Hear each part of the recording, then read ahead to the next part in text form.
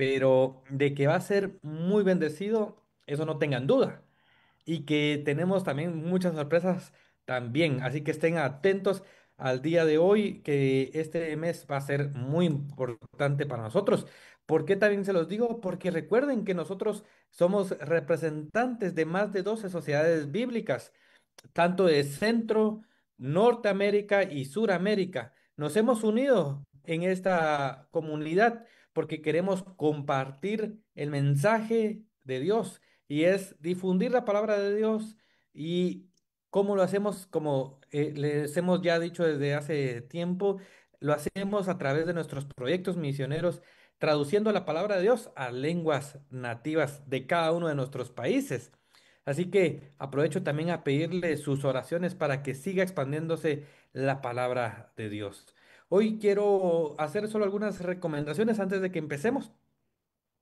Quiero que por favor siempre mantengan en silencio sus micrófonos y que utilicen el chat para que podamos tener un mejor webinar.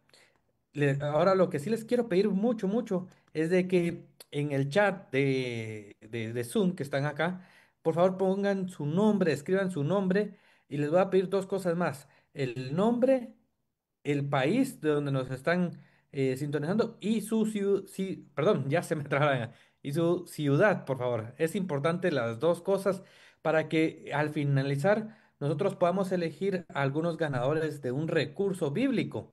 Entonces es importante que escriban ahí su nombre, su país y la ciudad en la que ustedes están.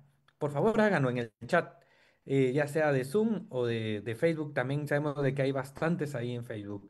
Eh, También les voy a invitar a que si tienen preguntas, al finalizar vamos a estar realizando o respondiendo, pero por favor hagan a nuestro compañero que tiene de nombre eh, eh, Preguntas Abraham Márquez. Por favor, si usted tiene una pregunta, háganla. Ahí él nos está levantando la mano y así él va a estar gestionando para el profesor que nos va a estar acompañando hoy.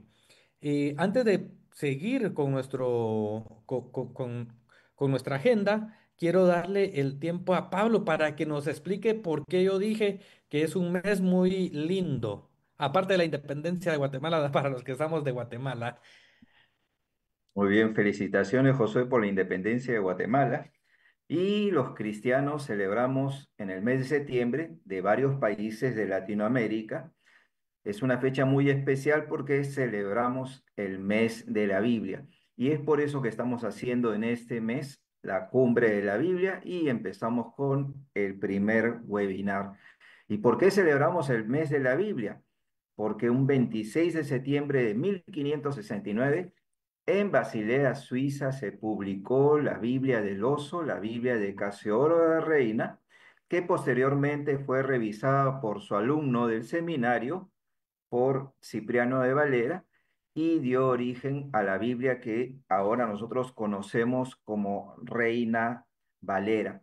En el año de 1862, las sociedades bíblicas suprimimos los libros deuterocanónicos a solicitud de las iglesias y de allí ha tenido varias revisiones. La de 1909, que yo recuerdo haber llevado a la iglesia, haber llevado al colegio, cuando estaban en proceso de introducción la de Reina Valera 1960.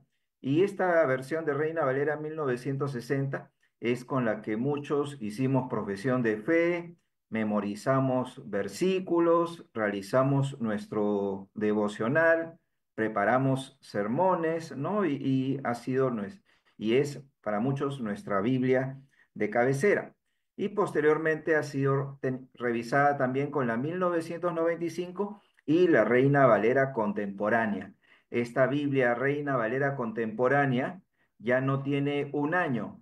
¿Por qué? Porque continúa actualizándose de acuerdo a los avances de las ciencias bíblicas. Por eso es que se le ha puesto como título Reina Valera contemporánea. Y vamos a empezar ahora esta cumbre de la Biblia con el mensaje de la Biblia para hoy, con un texto de la Reina Valera contemporánea y vamos a leer lo que es apropiado con el mes de la Biblia. Dice, bienaventurado el hombre que se deleita en la ley del Señor y de día y de noche medita en ella. Salmo 1:1. Muy bien, Josué, continuamos con el programa. Gracias, querido Pablo. Bueno, antes de seguir, quiero que hagamos una oración ahí donde usted está para dedicar este tiempo a nuestro buen Dios. Padre que estás en el cielo, te damos gracias por este día, por esta tarde, Señor, porque sabemos de que hoy nuevamente vimos tu misericordia al abrir nuestros ojos y poder contemplar tu gloria, poder contemplar los cielos, Señor. Gracias por un mes más que nos estás dando. Gracias por el privilegio de poder compartir tu palabra en todo momento y que en este mes celebramos también, Señor, ese mes de la Biblia. Padre, suplico a ti, Señor, para que por muchos años más podamos seguir celebrando tu palabra, que haya acceso a tu palabra, que siga habiendo, Señor, esos proyectos de traducción para que más personas, Señor, puedan leer la palabra en su propio idioma. Hoy te suplicamos que sea, como siempre lo ha sido, Señor, una bendición y que podamos aprender mucho en el webinar de hoy. Gracias te damos en el nombre de Jesús. Amén. Bueno, entonces ya yo quiero pasar a lo que hoy tenemos y es el tema Biblia y cultura. Antes de darle el tiempo, yo quiero presentar a nuestro hermano que es muy conocido en el área de traducciones por, por muchos países. Marlon Winnet, él es consultor y formador de traductores, o sea, no solo traduce, es formador de traductores de Biblia en Sociedades Bíblicas Unidas. Él tiene un PhD en teología en el programa de traducción de la Biblia de la Universidad Libre de Ámsterdam, con especialización en el Nuevo Testamento. Vive en Curazao, más creo que no se mantiene en Curazao porque hace mucho trabajo de traducción, así que anda por todos lados. También habla idiomas, entre ellos, varios idiomas, entre ellos papiamento, creole, español, holandés e inglés y seguramente otros por ahí. Así que, Marlon, hoy quiero darte el tiempo para que podamos conversar ahí de Biblia y cultura. Así que es un privilegio, profesor, el darle el tiempo a usted. Que Dios le bendiga y lo use. Sí, muchísimas gracias. ¿Me oyen bien? ¿Sí? Muy ¿Está bien. bien? ¿Sí? Qué bueno.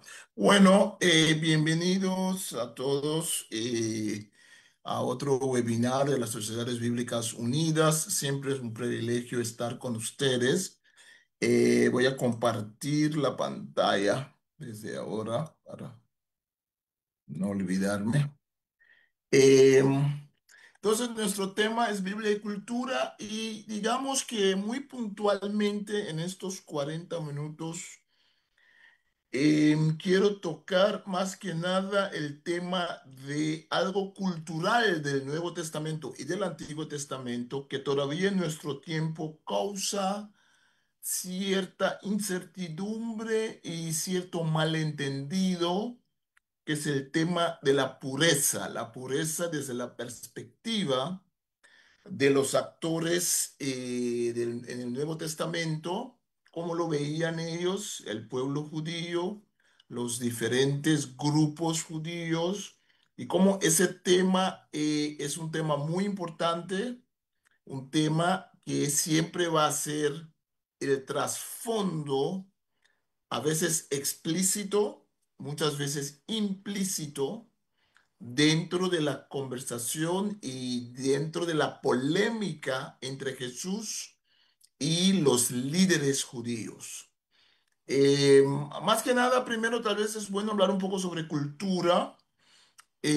Cuando hablamos como de cultura, a veces los creyentes tienen un poco de problemas o le encuentran algo como desafiante acercarse a la Biblia desde una perspectiva cultural, porque se siente que eso tal vez no es espiritual, Pero en realidad, ¿qué es cultura? Cultura es la forma de pensar, la forma de actuar, cómo la gente vive. Entonces, si la palabra de Dios se hizo carne, si Cristo habitó entre nosotros y caminó entre nosotros, eso quiere decir que Jesús también se apropió de una cultura para poder expresarse, ¿no?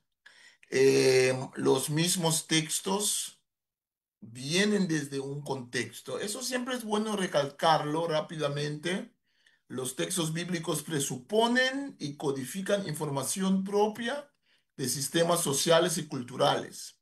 Eso quiere decir, si yo leo un texto de la Biblia, siempre va a haber cultura porque la forma de hablar, por ejemplo, el idioma que se usa, y bien que estoy leyendo una traducción, pero también ese acto de traducción es algo cultural, es algo que hace un ser humano para comunicar la palabra de Dios.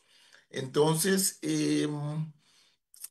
la cultura es importante para entender también los textos, entender cómo veían la gente que recibieron la palabra de Dios en primer instante, ¿cómo pensaban sobre ser hombre y ser mujer? Los roles de los hombres y las mujeres, sobre los niños, la familia, cómo veían ellos el concepto de la tierra, cómo veían ellos su identidad cultural, qué significa, que si le preguntamos a alguien, ¿quién eres? ¿Qué nos hubieran dicho ellos? Entonces, más recuperamos un poco de ese ambiente sociológico, cultural, antropológico de esas culturas, más vamos a entender el texto bíblico. Am, Ningún autor de la Biblia tuvo en mente nuestras comunidades. Bien sea que sí, muchos tuvieron en mente que la palabra que habían recibido iba a seguir para las siguientes generaciones, ¿no? María dice que las generaciones futuras la van a llamar bienaventurada. Los profetas hablaron sobre que la palabra que recibieron de Dios va a seguir, ¿no? Hasta el fin del tiempo. Entonces sí tenían en mente ese progreso de la palabra por la historia de la humanidad, pero digamos que no nos conocían a nosotros, ¿no? Venezolanos, bolivianos, peruanos, ecuatorianos, ¿no? Entonces, no conocían tampoco este mundo en el cual nosotros vivimos. Entonces, nosotros vamos a esos textos y Dios nos habla por medio de esos textos, que están anclados dentro de un ámbito cultural que es diferente a la nuestra, pero podemos entenderlo porque todavía en nuestros países hay culturas, subculturas que se parecen mucho a las culturas agrícolas, a las culturas urbanas del tiempo del Nuevo Testamento, por ejemplo. Entonces, es muy importante ese aspecto. Una cosa muy importante hablando sobre cultura y hablando sobre pureza, lo que es aceptable para Dios o no. Impureza es lo que hace que alguien no puede entrar en la presencia de Dios y siempre hay una pelea, hay una lucha para purificarse, para poder entrar otra vez en la presencia de Dios cabalmente.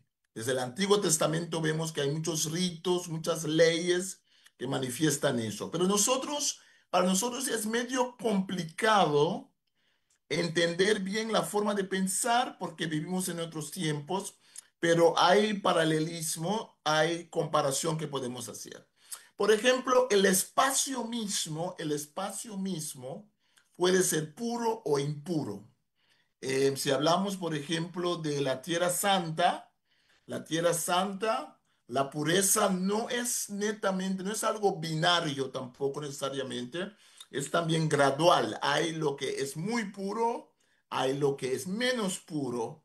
Por ejemplo, en términos de la Tierra Santa, el lugar más puro, el lugar más santo del judaísmo sería el Templo de Jerusalén. En el templo de Jerusalén sería específicamente ese atrio sagrado, el lugar santísimo, pero claro, todo el templo también era sagrado. Jerusalén era sagrado, puro, apartado. Judea era puro, apartado. Galilea menos, porque Galilea estaba más lejos. Entonces es una cuestión de también un mapeo mental, sociológico, y había muchos ritos para mantener o recobrar la pureza que tenía uno. Los que viajaban a Galilea, cuando regresaban a Jerusalén, se purificaban. Los que viajaban a lugares paganas, lugares helenistas, como el Decápolis, se purificaban. Los más escrupulosos de los líderes judíos, porque para ellos alejarse de Jerusalén significa meterte en tierra no santa, no pura, no sagrada. Y la gente misma tiene aire de ser más sagrado, más puro, más apartado. Entonces los galileos veían los de Jerusalén, veían a los galileos un poco con sospecha. Los galileos, por ser campesinos, muchos de ellos no podían cumplir bien con las leyes de Moisés cabalmente, por ser también más alejado de Jerusalén. También hay la mezcolanza con pueblos no judíos. Hay también el poder herodiano. Hay también muchas construcciones que son, digamos, de tinte helenista. Entonces los de Jerusalén ya veían, digamos, con escepticismo, ya tenían cierto prejuicio en contra de los del norte. Entonces, la pureza es no solamente lo que uno hace o no hace, la pureza también es parte de la identidad de uno. Bien sea que los de Jerusalén también se podían hacer impuro si tocaban un cadáver o si hacían algo erróneo, pero en la mente, psicológicamente, la idea de pureza también, digamos, era una etiqueta que se le ponía a diferentes grupos en la sociedad. Entonces, si leemos los libros de la Talmud o de la Mishnah, que son escritos rabínicos posteriores, pero muchos reflejan los pensamientos en tiempo de Jesús, vemos que hay un pensamiento, si leemos a Josefo, el historiador judío, y otros escritores, vemos que la tierra misma, la tierra santa misma, también se divide en espacios de pureza, más pureza, menos pureza. Y claro, la tierra santa en sí es pura en comparación con Roma, pero dentro de la tierra santa también hay matices de pureza. Entonces, voy a saltar esta. Entonces tenemos que imaginarnos este mundo en el cual vive Jesús, este mundo en el cual Jesús trae un cambio de pensamiento, una transformación profunda de la forma de pensar. Y he puesto aquí una foto de un escriba moderno que está copiando la Torá. Sabemos que en la sinagoga, todas las sinagogas del mundo, principalmente las sinagogas, bueno, todas, según yo entiendo, incluso las que llaman reformadas, las que son más liberales, pero todas las sinagogas, en la Torá hay que escribirla a mano.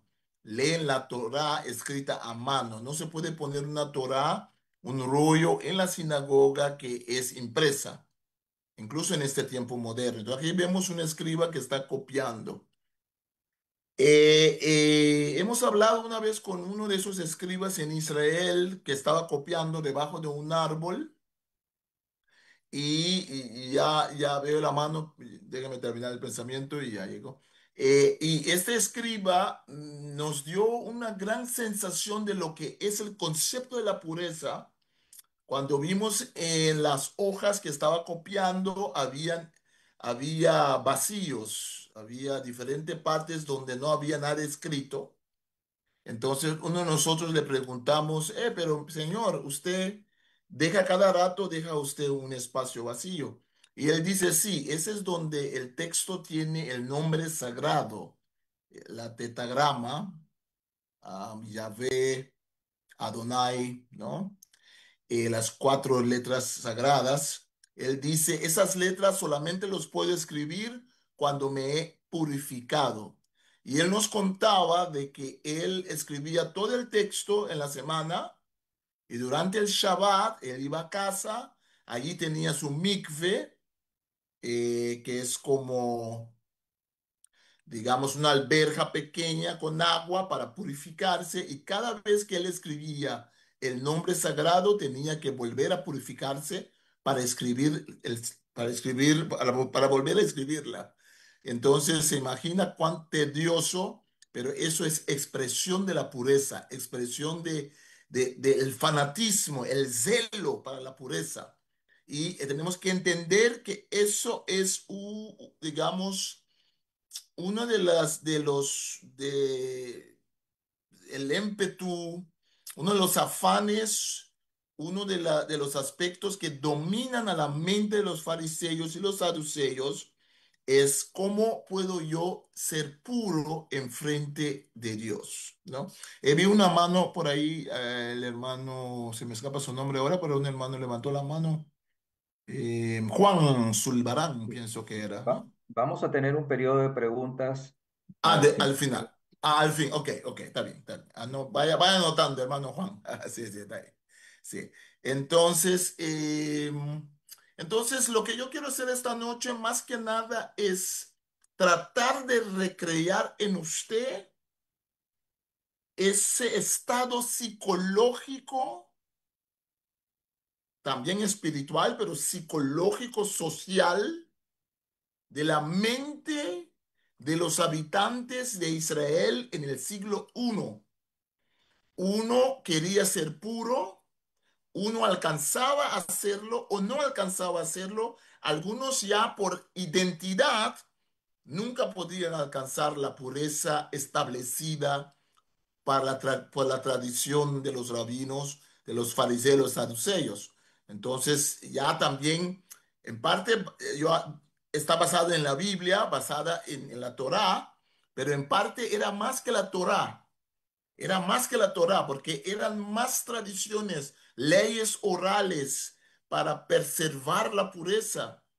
Entonces, muy difícil sería para una mujer, por ejemplo, que está en adulterio, o un hombre, pero para mencionar el texto de la mujer que agarraron en adulterio, aunque ella se hubiera arrepentido y dado muestra de que se había arrepentido, nunca podría ser pura en el pensamiento de estos grupos. Y vemos que Jesús va en contra de eso, ¿no? Entonces, esa forma de pensar es interesante. Em, Hay una cosa de la pureza que es muy interesante, que cuando los rabinos se unen en Jamnia o Jafne, y no que era un concilio como la de las iglesias cristianas, pero se reunieron y cuando hablaban sobre cuáles libros se acepta como palabra de Dios o no, hablaron que los libros que te hacen impuro, esos libros son palabra de Dios. Qué raro eso, ¿no?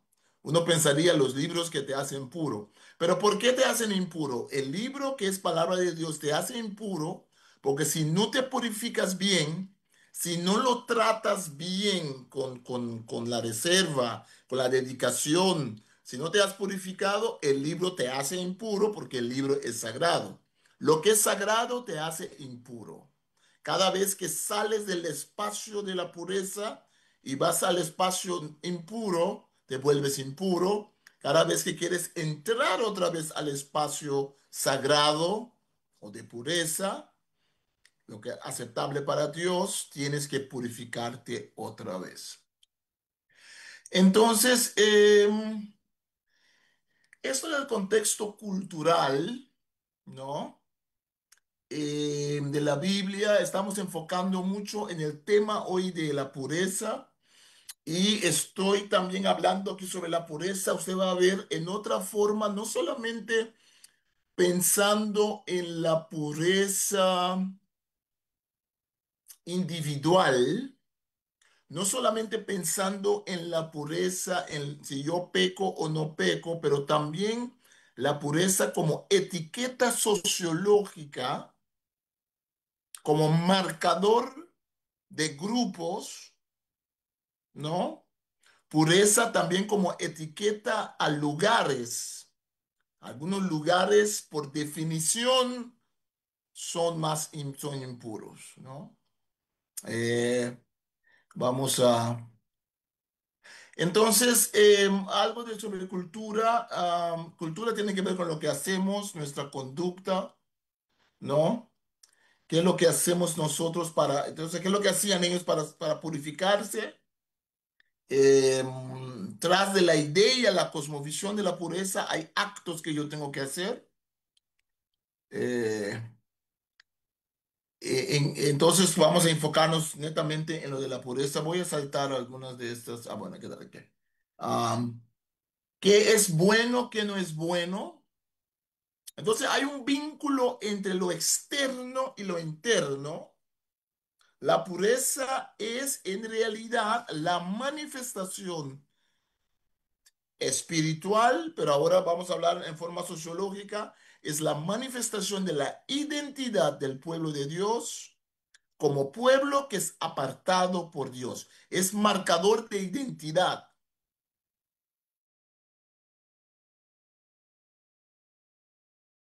no por higiene, como nosotros hacemos en el tiempo moderno. No, lavaban las manos para purificarse antes de comer, ¿no?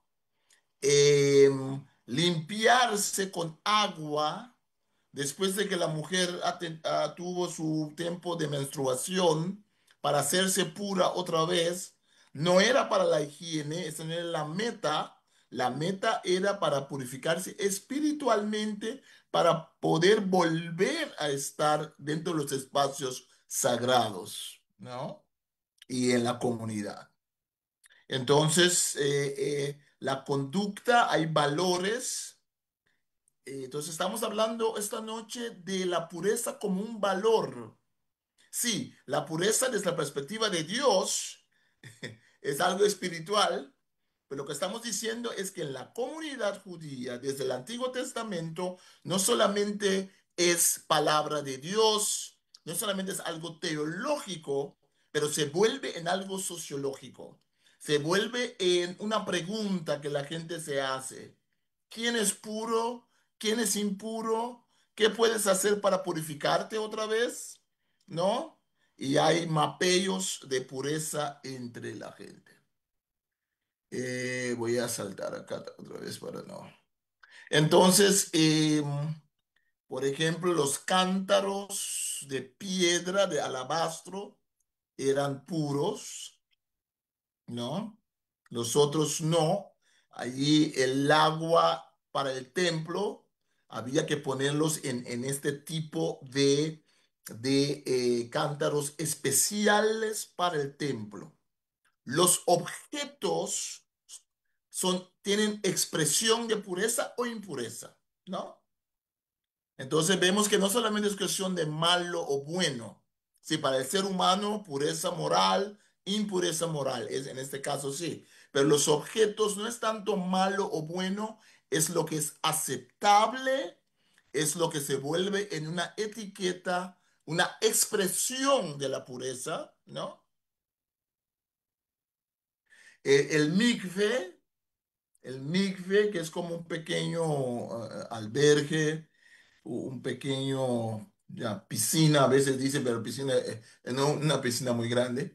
Eh, y la gente se mete adentro allí, esta es de Qumran, para purificarse. Juan Bautista, cuando comienza a bautizar a la gente, lo que está haciendo Juan Bautista es algo judío.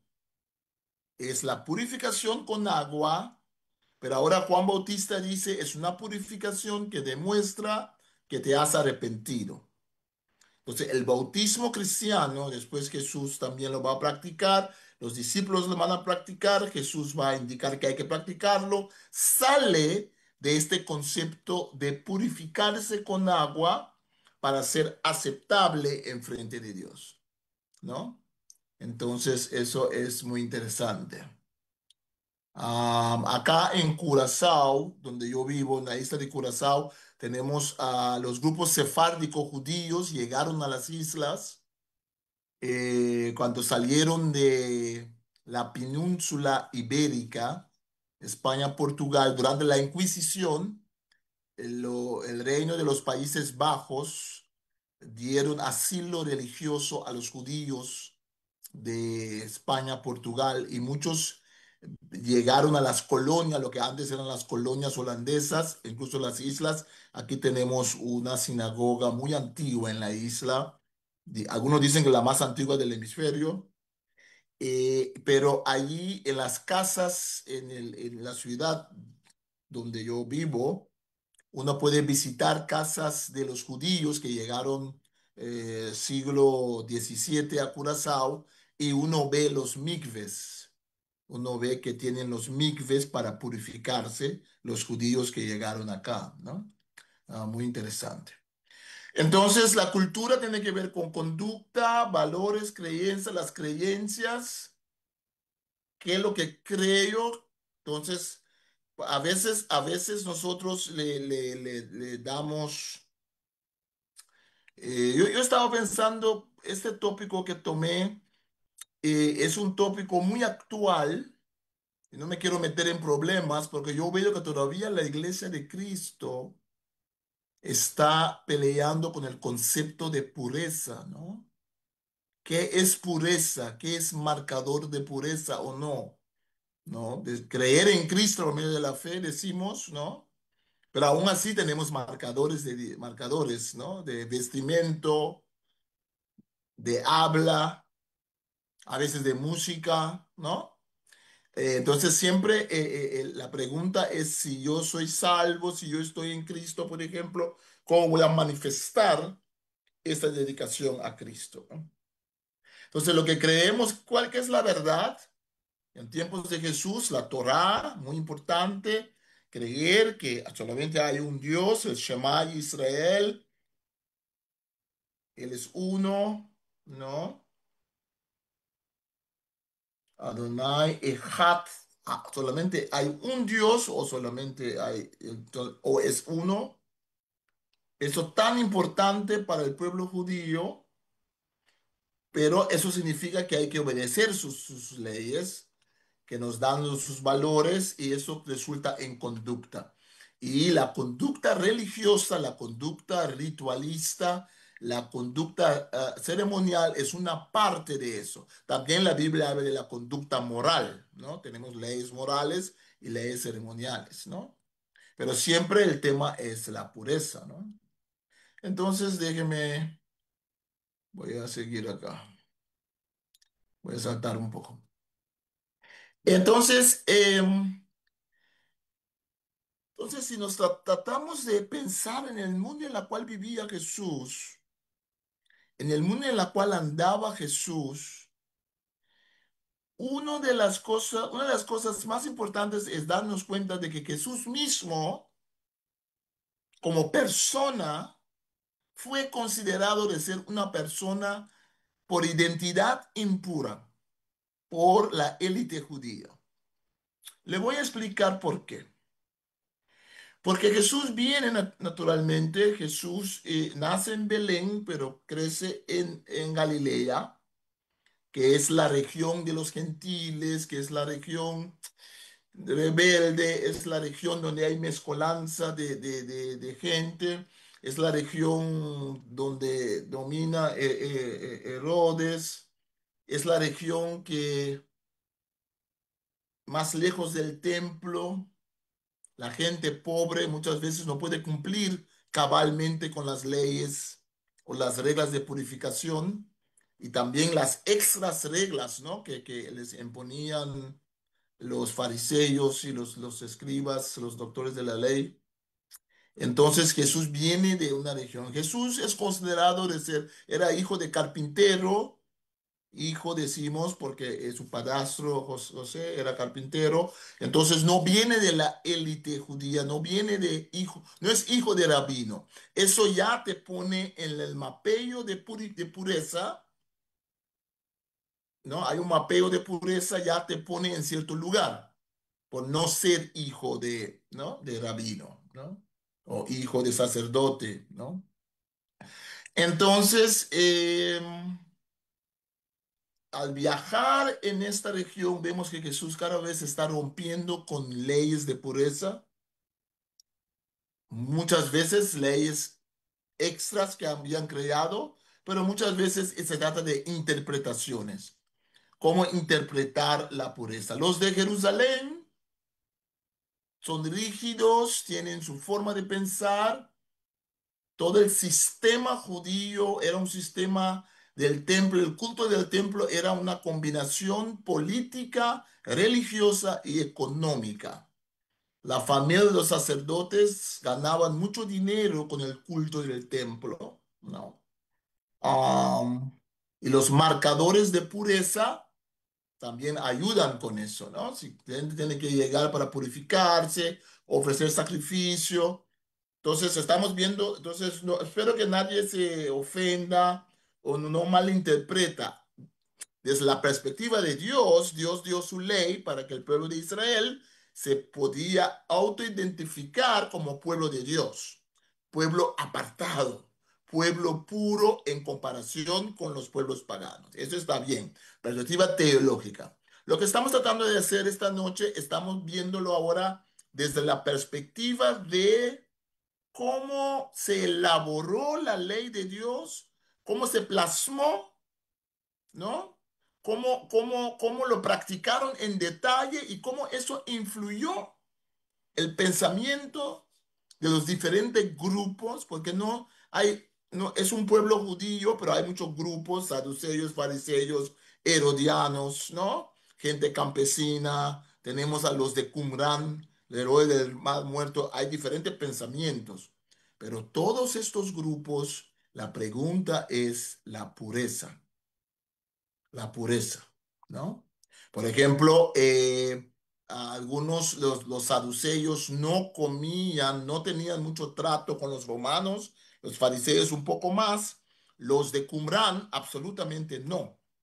Los del Mar Muerto, que se escondieron allí o que vivían allí, estaban completamente en contra de los fariseos y los saduceos, porque decían que ellos habían traicionado, ¿no? La pureza porque en Hechos de los Apóstoles vemos también que comer con alguien que no es judío era prohibido, no se hacía. Vemos que Pablo y Pedro tienen una discusión sobre eso. Pedro en cierto momento lo hace, después no lo quiere hacer. Entonces vemos que ese asunto de pureza domina todo. Ese asunto de pureza también domina relaciones familiares. Ese asunto de pureza tiene que ver también con tu pedigrí.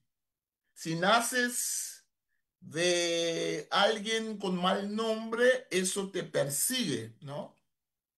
Si naces de una familia que por definición es impura, eso te hace la vida difícil. Claro, en Cristo eso cambia, ¿no? Ese es el Evangelio de Cristo que da un cambio. Y incluso en el Antiguo Testamento vemos que la prostituta Rahab, vemos que una mujer moabita, ¿no? Ruth, vemos que una mujer adúltera como Betsabé son incrustados dentro de la genealogía del Mesías. Eso nos deja ver que siempre ha habido una voz restauradora, una voz que dice, la pureza no es cuestión de lo externo, es cuestión de lo interno, y lo interno es más importante, y lo interno se expresa a la parte externa, ¿no? Entonces, hay una cosa sobre Jesús que, y lo trato de explicarlo bien para que nadie me malentienda. Pensamos que dentro del pensamiento, cuando leemos los escritos de los rabinos Y cuando vemos algunos escritos de ese tiempo, había una cosa allí con Jesús que parece que perseguía a la persona de Jesús. Y lo podemos ver a veces muy sutilmente en algunos textos. Por ejemplo, en Juan 7:27, cuando Jesús tiene una conversación con los líderes religiosos, ellos dicen, pero sabemos de dónde es este hombre, el hombre que sanó a Jesús. Cuando venga el Cristo, nadie sabrá de dónde es. Jesús responde, vosotros me conocéis y sabéis de dónde vengo, y no he venido por mi propia voluntad, sino que aquel que me envió es verdadero, al cual vosotros no conoce.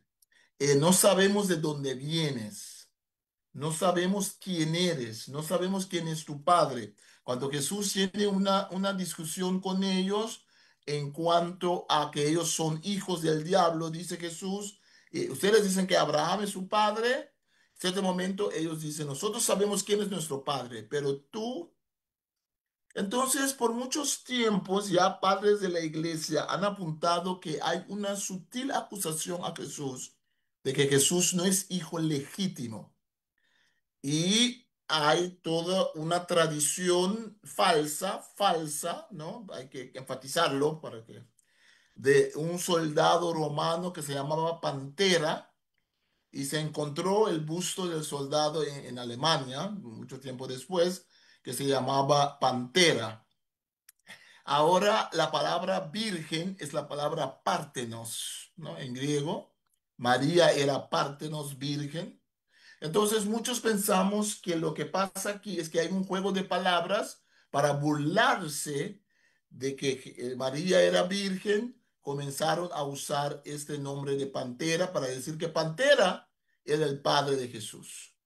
Celsus, un filósofo anti el cristianismo, afirma en uno de sus escritos que María tuvo un hijo con un soldado llamado Pantera.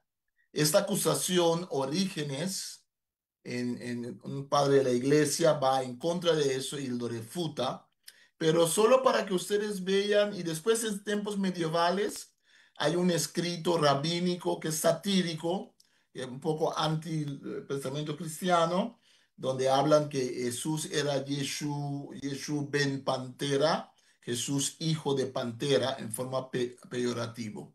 Entonces vemos que como Jesús nació, entonces es muy lógico, ¿no? Recordemos que José tenía problemas con toda la situación, quería abandonar a María porque pensaba que había un caso de contrabando, ¿no?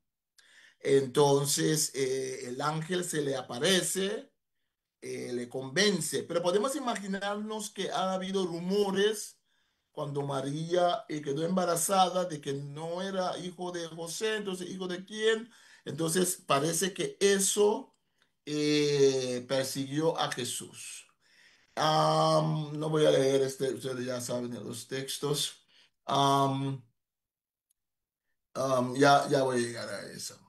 Entonces, cuando la animosidad, déjame decirlo de otra forma, la animosidad que la élite judía tiene en contra de Jesús viene por diferentes motivos. Muchos estudiosos del Nuevo Testamento pensamos que la animosidad que hay en el aire es por las cosas que decía Jesús. Jesús iba en contra de ellos. Era la forma en la cual Jesús interpretaba las leyes de pureza. Jesús actuaba en otra forma. Jesús hinchaba para la gente pobre, para la gente. Jesús hinchaba para una teología de pureza interior. Pero también pensamos que tiene que ver que ellos menospreciaban a Jesús porque era galileo, no era hijo de rabino. Y en tercer lugar, ¿quién es tu padre? ¿No? Como que había un pensamiento que, claro, en realidad es veraz que el padre de Jesús no estaba en el mundo. La gente que no entendía eso, tenían aspersiones, lanzaban aspersiones en contra de Jesús. Am, entonces, ese aspecto de pureza e impureza es importante. Es importante también el matrimonio. Déjame ver el tiempo, comenzamos con el tiempo para ir terminando. cuando vemos el matrimonio, ¿no? Entonces, ¿quién puede casarse con quién? Eso también le hace puro o menos, menos puro a la descendencia, a los hijos que van a nacer, ¿no? Vemos que hay diferentes formas de ver el matrimonio o el propósito del matrimonio. Por ejemplo, en tiempo patriarcal de Abraham, Isaac y Jacob, en esos tiempos el matrimonio era reconciliatorio, decimos. La gente se casaba mucho dentro de su familia extendida, era para fortalecer la familia, ¿no? Después, según va el tiempo, cuando el pueblo ya como pueblo está en la Tierra Santa, el matrimonio se usa mucho como, digamos, como arma de expansión, ¿no? Había muchos matrimonios donde la gente se casaba. Ese es un motivo por el cual Salomón tenía muchas mujeres. Salomón tenía muchas mujeres, no netamente es porque quería, digamos, por la pasión sexual, tenía muchas mujeres porque como rey se casaba con todas las princesas de la comarca para hacer alianzas, ¿no? Entonces vemos que se usa el matrimonio en ese tiempo preexélico mucho para formar alianzas, ¿no? Vemos a Ahab que se casa con Isabel, ¿no? De Tiro, ¿no? Am, Después vemos que ya con el regreso del exilio, el matrimonio es ahora a la defensiva, es para preservar el pueblo de Dios. Por eso no tienen que casarse con gente de otra nación. Se trata de conservar, digamos, la raza, conservar el pueblo, aunque siempre han habido posibilidades de juntarse al pueblo judío. En el Nuevo Testamento vemos que hay prosélitos, gente no judía que se podían juntar al judaísmo, diferentes niveles, pero se podían juntar en cierta forma. Entonces, el concepto de pureza entonces entra más fuertemente en el aspecto del matrimonio cuando se ve el matrimonio como defensa de la identidad étnica. Casarse con alguien que no es del grupo lleva a impureza, ¿no? En ese sentido, ¿no? Había toda una lista de pureza e impureza. Cuando leemos los libros rabínicos, podemos deludir, podemos abstraer una lista de pureza. Más puro eran los sacerdotes, los levitas después vienen, israelitas de pura sangre, hijos ilegítimos de sacerdotes, los conversos, los prosélitos del paganismo, conversos de las filas de aquellos que previamente habían sido esclavos, pero ahora habían sido liberados, bastardos, los que habían nacido, no me gusta la palabra, pero bueno, se usó aquí, nacidos de uniones matrimoniales mixtas o por incesto, huérfanos de padre, aquellos que crecieron sin padre o un padre sustituto, sustituto, y por lo tanto no estaban integrados dentro de las estructuras de honor. Esas listas hay discusión porque depende cómo interpretas ciertos rabinos. Los expósitos. Expósitos son los niños expuestos. Usted sabe, tal vez ha oído una vez que en el mundo greco-romano, en el mundo antiguo, cuando alguien no quería un bebecito, cuando nacía un bebé, si no querían una niña, la dejaban allí en la selva, ¿no? Si tenía cualquier defecto físico, lo exponían a la naturaleza para que muriera. Pero muchas veces la gente que pasaba tomaba al bebecito y lo adoptaban o creían, lo criaban como esclavo también. Muchas veces sucedía. Entonces los expósitos son los bebés, los que son hijos o hijas que fueron expuestos, ¿no? Que fueron abandonados por sus padres, ¿no? Eunucos, hombres que habían sido eunucos de nacimiento, entonces hay una diferencia.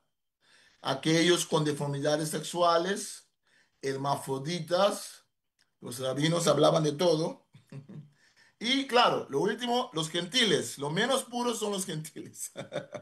Los gentiles, ¿no? Entonces, ese es el mapeo. Ese es el mapeo. Entonces, usted tiene que pensar que este mapeo está en alguna forma u otra en la mente de la élite. Entonces, imagina todas las cosas que hace Jesús. Jesús hace milagro para gente que no son judías, ¿no? La mujer sirofenicia. Jesús había leyes sobre no tocar con cadáveres, ¿no? Con un muerto. Jesús tocaba, no tocar con un leproso. Jesús tocaba con los leprosos y no se purificaba después. No hay ningún texto donde dice que Jesús, después de haber hecho ciertas cosas, fue a purificarse. Jesús oraba, iba a orar, pero parece que Jesús no tomaba en cuenta lo que se esperaba de él, algunas leyes en la Torá y algunas leyes de los fariseos. Jesús dice que él vino para hacer una reinterpretación. Lo que es importante no es lavar la parte afuera de la copa, de los platos, pero lavar la parte interior, dice Jesús. No es lo que entra, es lo que hace impuro, es lo que sale del corazón que hace impuro. El Shabbat no es el centro del universo, no. El ser humano a quien Dios quiere salvar, ¿no? El ser humano no fue creada para servir al Shabbat, no. El Shabbat fue instituida por Dios para ayudar al ser humano. Entonces Jesús cambia, hace una inversión de las leyes de pureza. Al fin y al cabo, la pureza viene de adentro. Los milagros de sanidad. ¿Cuánto tiempo nos queda para ver cuánto podemos ir con esto? ¿Cuánto? Adelante nomás, Marlon. Ah, Continúa. adelante. Ok, dale. Pienso que ya está pasando. Bueno, entonces hablemos un rato sobre la sanidad. Nosotros, por el tiempo en el cual vivimos, con toda nuestra cosmovisión del cuerpo humano, forma científica, la medicina moderna, ¿no? Esto nos ha influido y nos hace a veces difícil ver los textos de la Biblia desde ellos, desde la perspectiva de ellos. Desde la perspectiva del Nuevo Testamento, los milagros de Jesús siempre son espirituales y siempre tienen que ver con el aspecto sociológico y el aspecto social y tienen que ver con el aspecto de pureza. ¿Por qué? Porque en la Torá se habla claramente, hay todo un estigma. Los que son enfermos, por una parte, la Torá dice que hay que ayudarlos, pero por otra parte hay cierto estigma. Los leprosos, el que tiene una enfermedad de la piel, tiene que a veces son enfermedades de la piel que se curan por sí misma. Entonces va el sacerdote y el sacerdote dice ya está sanado. Si el sacerdote no te da esa carta de sanidad, decir que has sido sanado, no puedes congregar en la sinagoga, no puedes ir al templo, no puedes meterte con la gente. Estás excluido. La impureza excluye a la persona socialmente.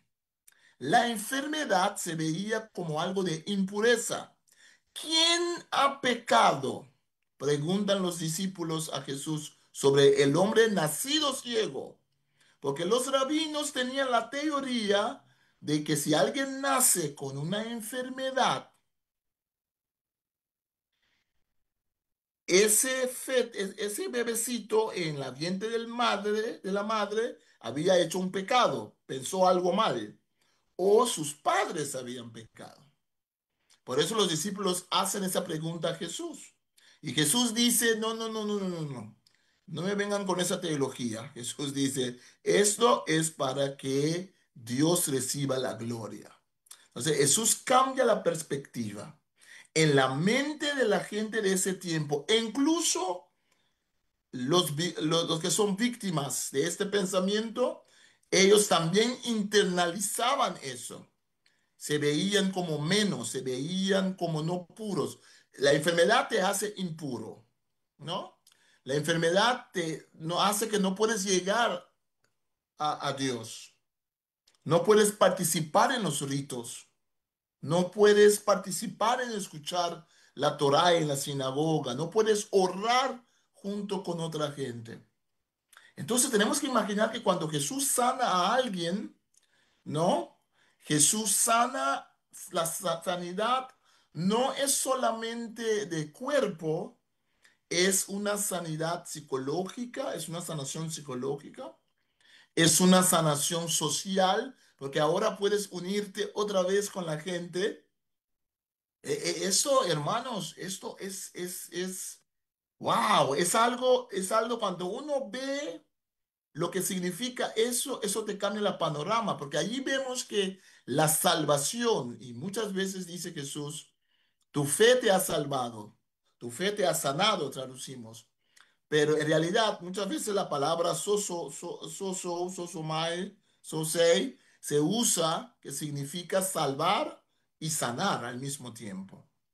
Entonces, es un concepto tan integral, es un concepto tan holístico. Lo holístico no fue inventado por nosotros. Nosotros comenzamos a usar la palabra que viene del griego holos, completo, pero Jesús practicaba un ministerio holístico, ¿no? Al perdonar el pecado. Por eso cuando traen a alguien para que Jesús lo sane, Jesús dice, tu pecado está perdonado.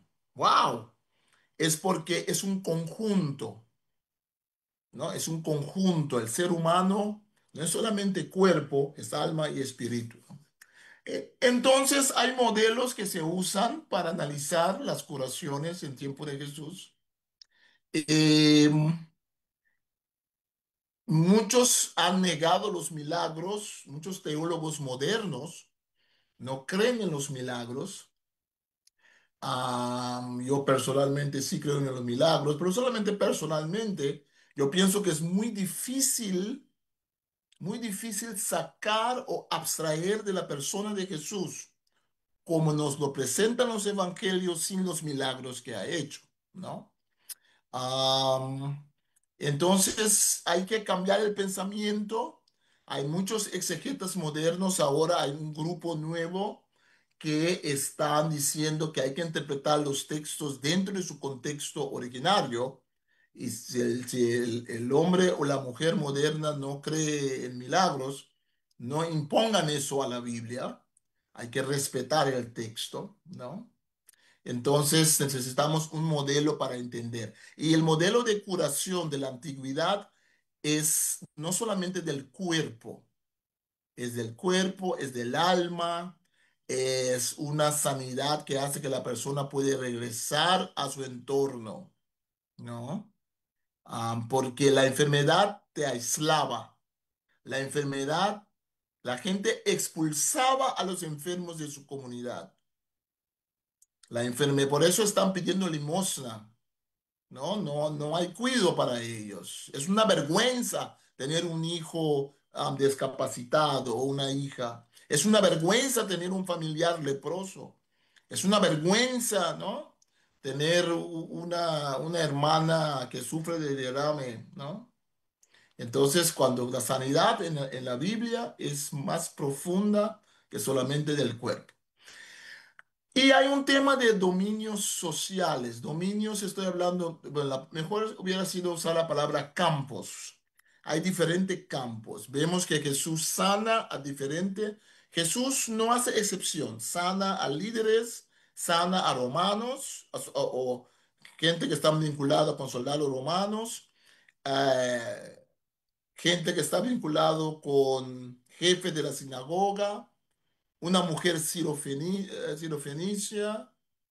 Jesús no hace diferencia y vemos que al hacer eso hay también un mensaje, ¿no? Hay un mensaje de que el evangelio es para todos, ¿no? Al no hacer diferencia, al sanar a gente de toda clase de la comunidad, a extranjeros, a enfermedades crónicas como la hemorragia, a enfermedades crónicas como la lepra misma, ¿no? al sacar demonios, la gente que estaba, digamos, mentalmente mal, a sanar a niños, a resucitar a niñas, Jesús muestra lo holístico del Evangelio. El Evangelio es para todos, no solamente para un grupo élite. El mover de Dios, Dios quiere hacer a todos puro en el sentido de que la pureza es algo de adentro y Jesús quita esas etiquetas. Hay un mapeo, una taxonomía, decimos, un mapeo de enfermedades, cuál enfermedad te hace más impuro que el otro. Entonces, claro, si alguien tiene una enfermedad temporal de su piel, es otra cosa que tener una enfermedad como sería la lepra misma o estar endemoniado. Entonces, hay todo eso, hay un mapeo. Siempre es malo estar enfermo, pero hay graduaciones de impureza, ¿no? Bueno, voy resumiendo ahora sí.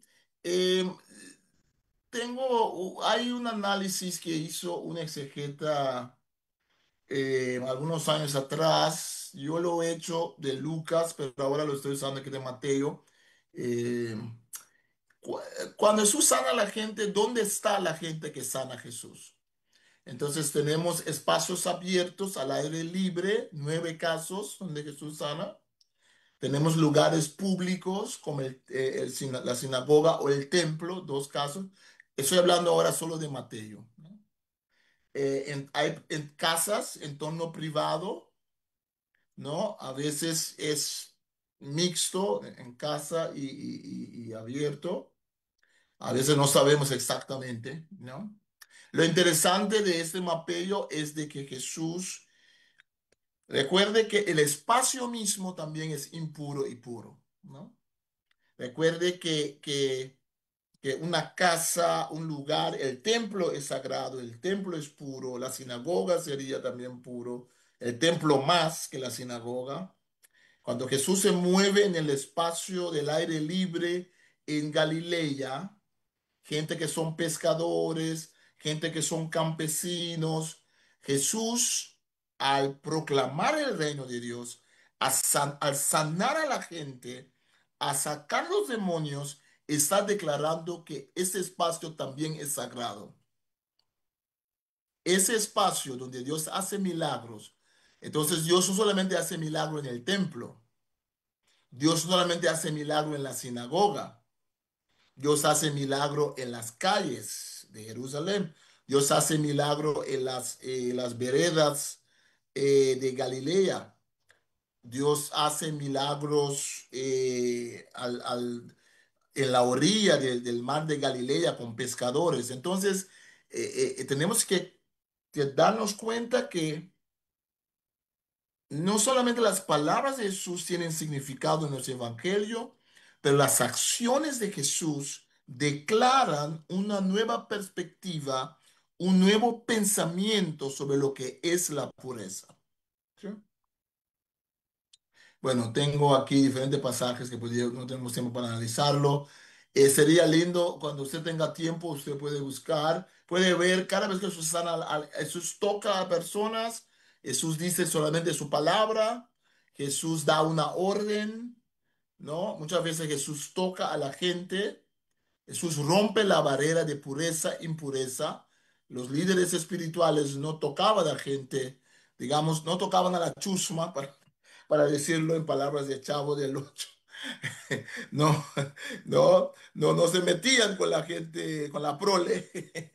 Pero Jesús sí, Jesús toca a la gente, Jesús come con con los pecadores, ¿no? Comer con los pecadores es romper todos los criterios de pureza. Para un rabino, para alguien que se declaró profeta, Mesías, wow, es una cosa, es un escándalo.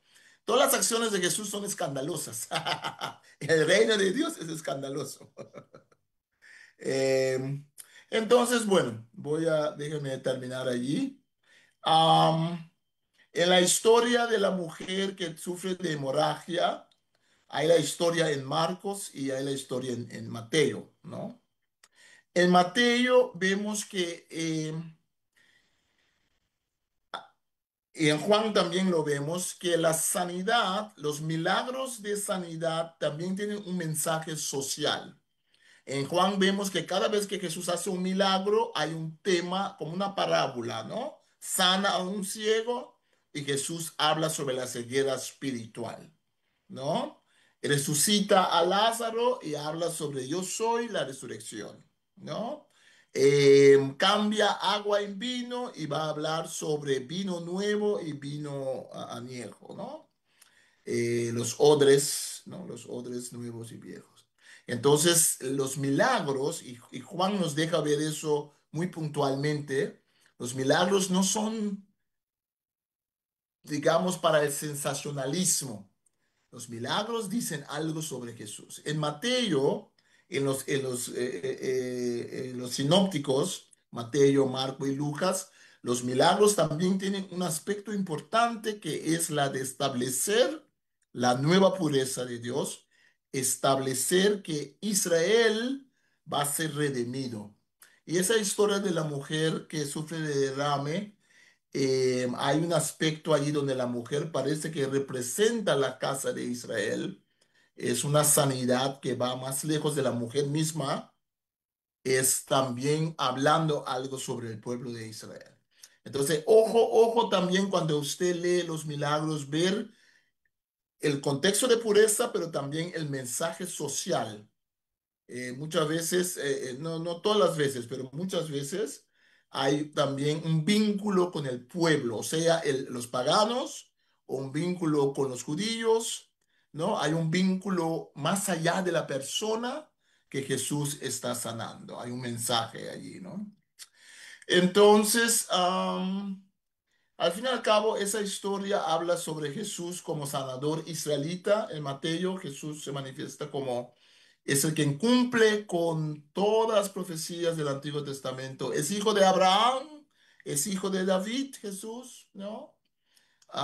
Y los milagros de Jesús muestran que hay un reconocimiento simbólico de Israel como hija restaurada, ¿no? Eso es de Mateo. Podríamos ir a cada evangelio, ¿no? Entonces, por lo demás, espero que este mapello le ayuda a leer los textos con otros ojos. Jesús no lava las manos, no deja que sus discípulos se laven las manos, porque Jesús está diciendo que la pureza no viene de afuera, viene de adentro, ¿no?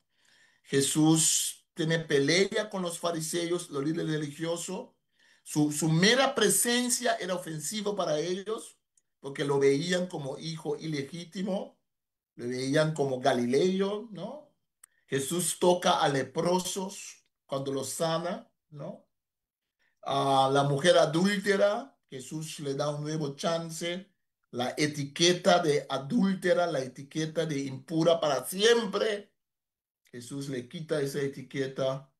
Vemos que Pablo también sigue lo que hizo Jesús, mostrando que en Cristo los gentiles, que son los más impuros en el mapello rabínico, nosotros los gentiles también podemos recibir esa pureza que da Cristo.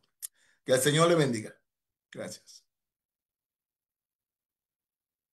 Muchas gracias, profesor Marlon. Qué interesante disertación. Voy a entrar de lleno a las preguntas. Vamos a ver si por cuestión de tiempo alcanzamos a sacar tres, armando muchas de las que nos llegaron a los chats. Interesante lo que decías al principio, los textos bíblicos que codifican información propia, ¿no?, de los sistemas sociales y culturales en medio de los que se produjeron y tuvieron sentido, y la forma en la que esto es básico para entender el significado de los textos.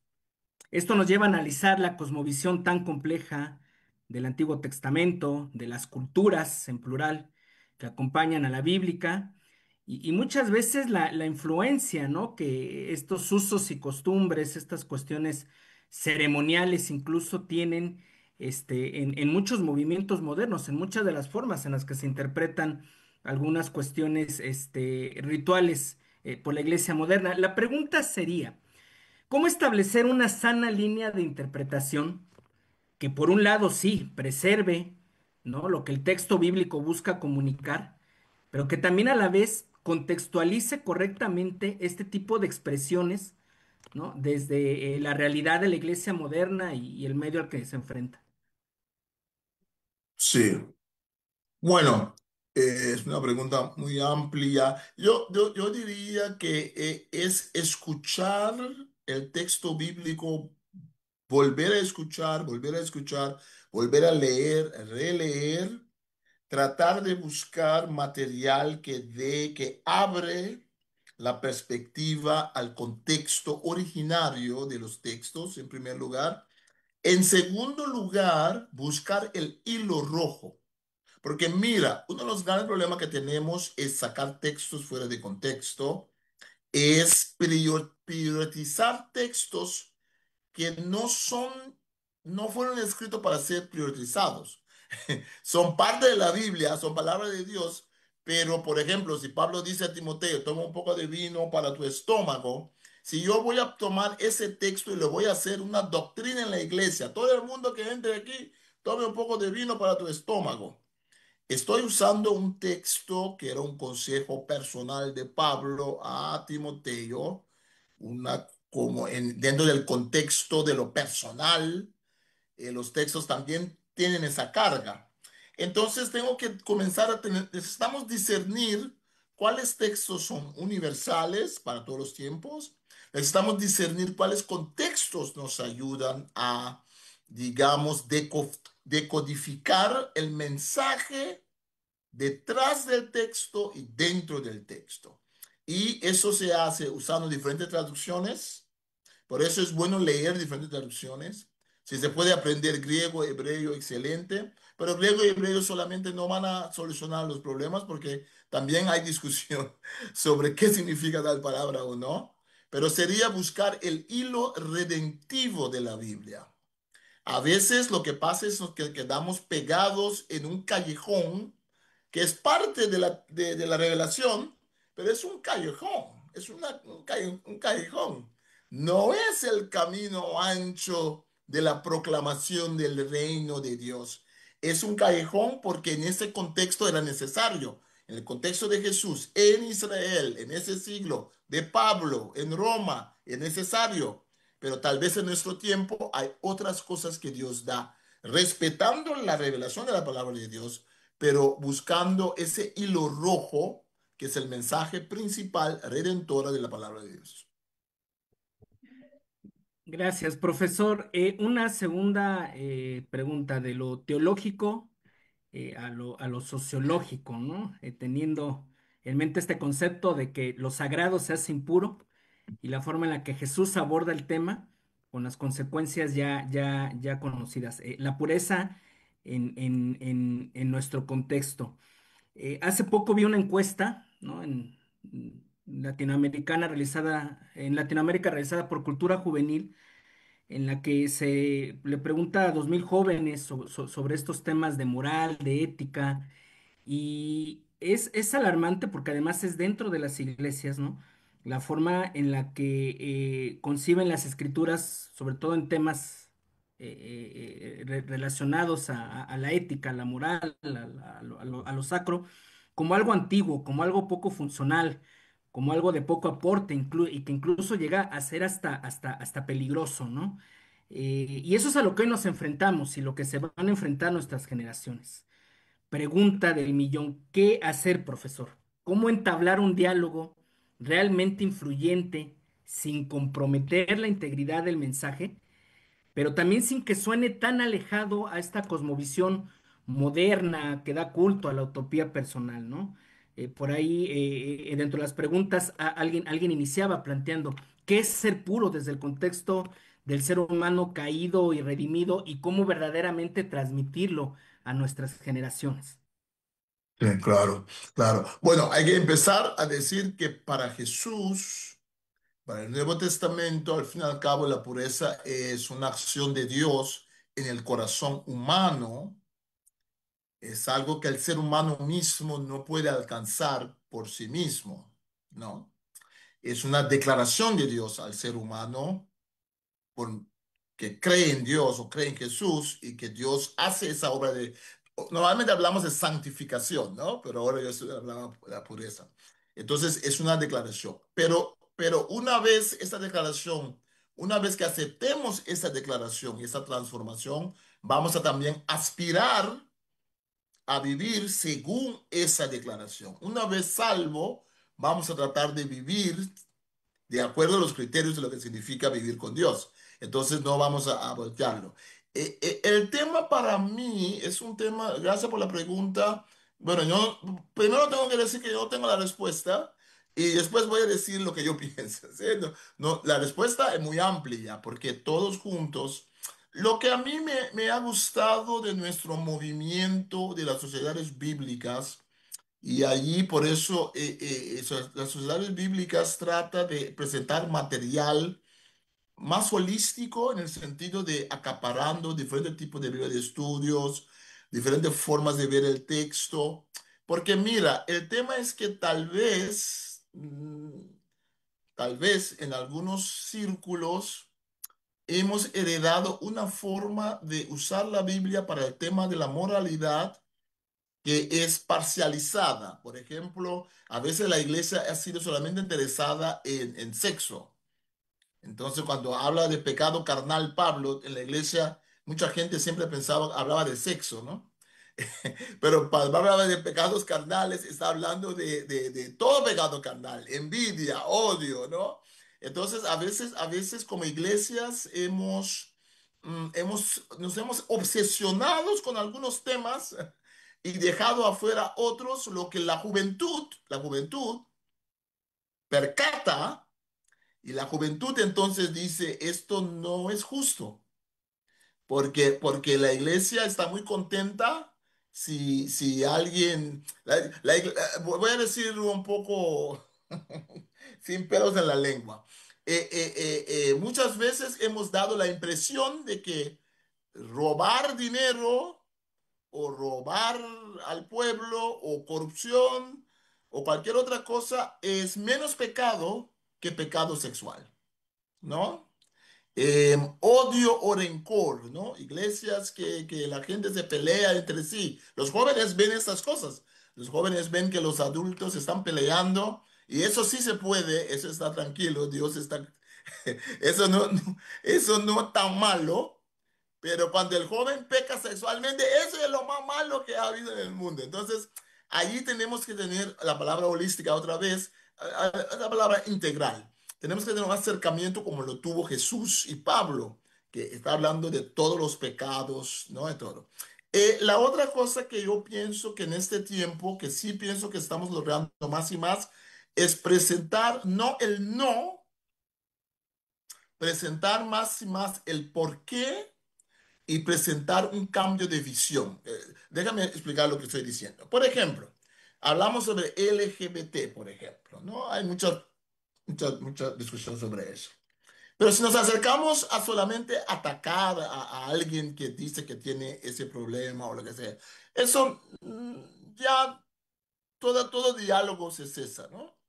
Si acercamos a alguien que vive en una vida, ¿no? Con droga, lo que sea, pero si acercamos a la nueva generación o al mundo moderno con una propuesta completa de lo que es ser humano, sin seleccionar lo que nos interesa, ¿no? Pero una propuesta completa de que Dios creó al ser humano en vez de decir, porque al fin y al cabo llega, ¿qué es el no? Dios dice no haga tal cosa. ¿Por qué? Porque Dios tiene una visión completa del ser humano. Dios creó al ser humano y Dios cree lo mejor. Y yo pienso que a veces, tal vez, históricamente, la gente ha visto la iglesia más como decir no, no, no, no, no, en vez de venir con una propuesta, cómo vivir una vida feliz, cómo servir al Señor.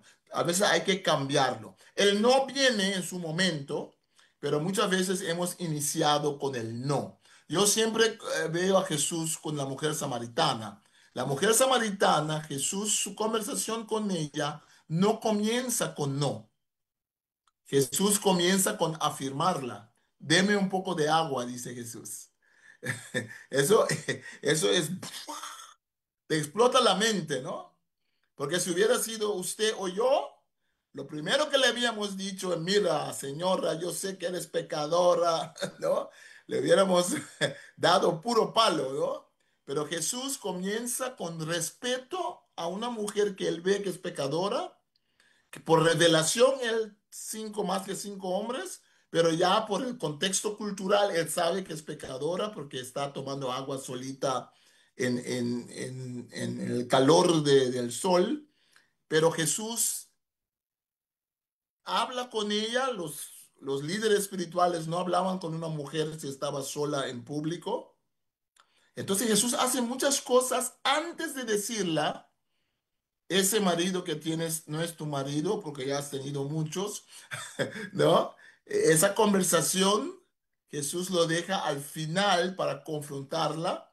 Entonces, a veces nosotros comenzamos a decir, no, no, no, no, no haga tal, él es tal y tal y tal, en vez de comenzar a validar a la gente, invitarlos a una conversación seria de cómo Dios quiere transformarlo. No estoy diciendo que no hay que mencionar que ciertas cosas son malas, estoy diciendo, vean, por ejemplo, cómo lo hizo Jesús, ¿no? O sea, Listo, profesor, po- muchas gracias. Nos quedan 3 minutitos y les quiero sacar provecho porque hay muchas preguntas, en verdad, bastantes, bastantes preguntas que tienen que ver con el valor del rito y la pureza, poniendo situaciones concretas en los evangelios.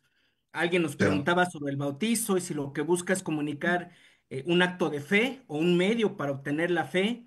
Alguien citando a Juan 13, el tema del lavado de pies, preguntaba si se debe interpretar como un rito de alta relevancia, considerando que se hace el mismo día de la instauración de la Cena del Mm, Señor, o si es solamente un mm, principio espiritual y de humildad. mm. Hay quien preguntó si existe una especie de organigrama ahí entre la gente marginada, ¿no? Al momento en el que Jesús opera. Claro, Y alguien claro. más por ahí incluso preguntando, ¿no? Sobre si este sí quiero de Jesús ante la sanidad del sirviente del centurión aplica ceremonialmente para todos los contextos o no. Englobando, ¿cómo interpretar en global estas expresiones y su valor práctico para el mensaje que hoy debe compartir la iglesia? Sí, sí. Voy a decir algo que puede ser un poco controversial. El ser humano no puede sin ritos, ¿no? El ser humano, por naturaleza, por ser creado por Dios, va a tener ritos. ¿Qué es un rito? Un rito es una costumbre, un acto que se repite, es un acto de identidad.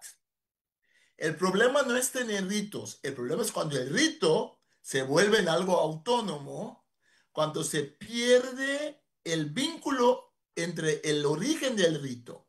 El bautismo es tremendo, Jesús nos ha dicho hacerlo, pero si perdemos de mente lo que significaba y lo que es el valor teológico, vamos a estar en problema. La Santa Cena, Jesús nos dijo, cada vez que lo hagan, es un rito.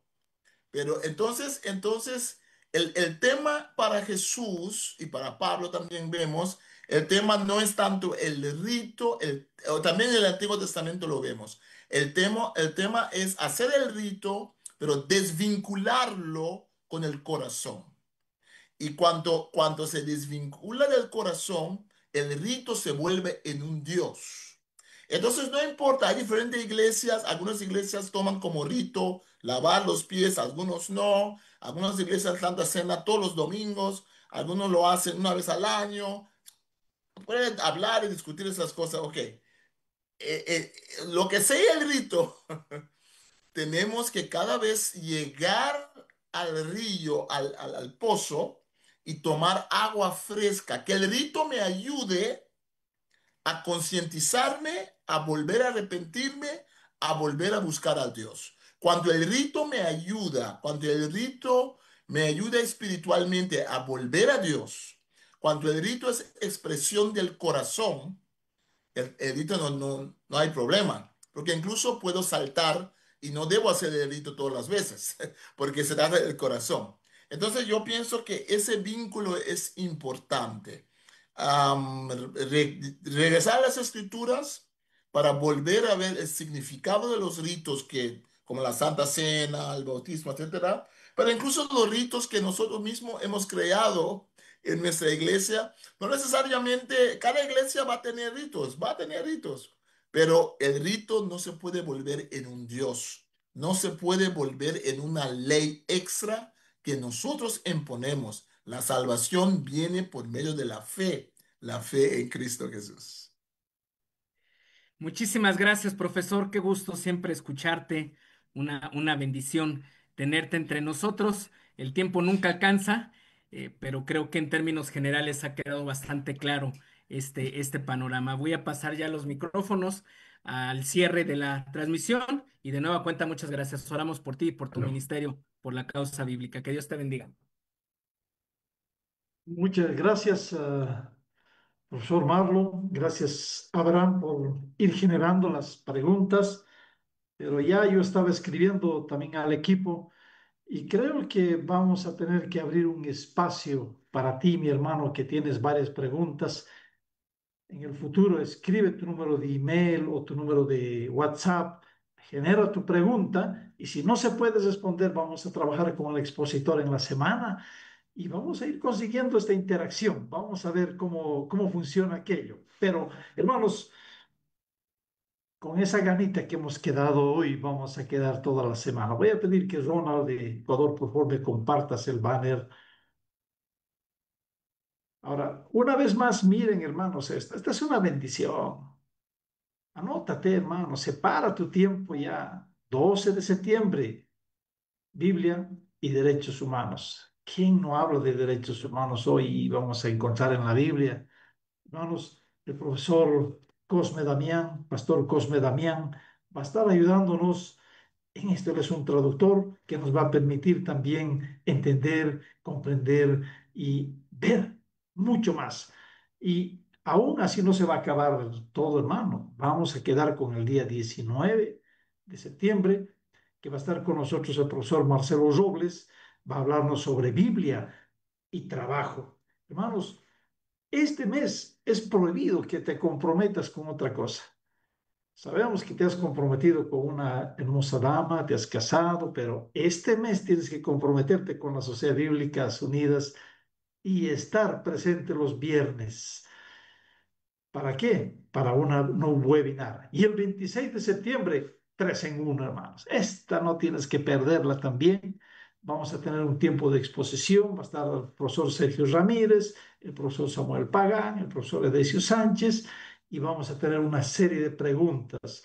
Hermano, por favor, anótate y olvida tus tradiciones y marca que el día viernes estás en la webinar con nosotros para poder compartir estos tiempos muy hermosos y de mucha bendición para nuestro crecimiento espiritual. Bueno, también, hermanos, quiero compartir lo siguiente. En este momento he visto en el chat del Zoom que nuestro hermano Pablo ha compartido prácticamente para todos nosotros. Dice, únete al grupo WhatsApp de la webinar de Sociedades Bíblicas Unidas y recibe un link de acceso cada semana. Hermano, cópiate ahorita este link. Regístralo si no estás registrado en ningún grupo. Por esta vez va a ser la única que vas a registrar y después cada semana ya vas a tener el link. Vamos a estar mejor conectados, vamos a mejorar nuestra relación con ustedes, hermanos. Entonces, por favor, traten de hacer este registro. Y vamos a tratar de hacerlo cada uno de nuestros países, en nuestros contactos, enviándoles en la semana para que tomes atención y te registres en alguno de los grupos para recibir mejor información. Ahora lo esperado. Todos los que han anotado su nombre completo, la ciudad y el país, hemos procedido a un sorteo y permítanme, yo creo que de todo el año, este es el año en donde hemos tenido más participación y tenemos un país también que se ha involucrado en en esto. Y voy a comenzar diciendo, si está tu nombre, por favor, vaya a la Casa de la Biblia y reclame el recurso bíblico. Perú, Elena Calderón. Ecuador, Ramón Mendoza. Guatemala, Otoniel López. Colombia, Enaida Jiménez. Bolivia, Raúl Saavedra. México, Saraí García. Chile, Miguel Galvez. Panamá, Heriberto Palacios. República Dominicana, Alberto Castillo. Costa Rica, Michele Ledesma. Hermanos, ahí usted ha escuchado su nombre. Salte de alegría, visite la Casa de la Biblia y de ese modo también vas a encontrar nuevas promociones, ofertas por el mes de septiembre que te van a ayudar en tu ministerio. Hermanos, muchas gracias. Apreciamos mucho su tiempo y nos gozamos en que ustedes aman este espacio de interacción bíblica. Gracias, hermanos. Entonces, vamos a invitarlos a ustedes a que terminemos con una palabra de oración. Después abrimos nuestro micrófono y en la medida en que nos permite la plataforma, vamos a darnos un saludito y vamos a decirnos felicidades, que Dios te bendiga, pero vamos a orar, hermanos. Acompáñenme orando.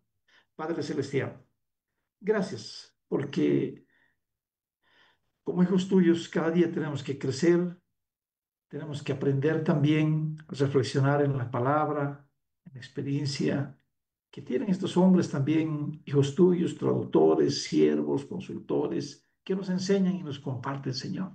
Gracias por ellos, por su vida, y gracias por el cariño y la sencillez con la que ponen en nuestros corazones estos desafíos. Gracias porque, así como ellos exponen, nos dan la oportunidad de que volvamos a la Escritura y nosotros sigamos analizando de estas grandes verdades. Gracias, Señor, por este tiempo. Gracias por cada uno de los hombres y mujeres, los más de 285 participantes que los hemos visto en Zoom, porque no estamos diciendo de otras áreas, Señor, pero gracias por ellos y gracias por la bendición que nos has permitido. En el nombre de Jesús te damos gracias. Amén. Amén. Hermanos, Dios bendiga. Abran su micrófono. Esta es la oportunidad para darnos un gran saludo. Bendiciones, buenas noches, gracias. Bendiciones. Bendiga, hermano. Bendiga a Chao. todos.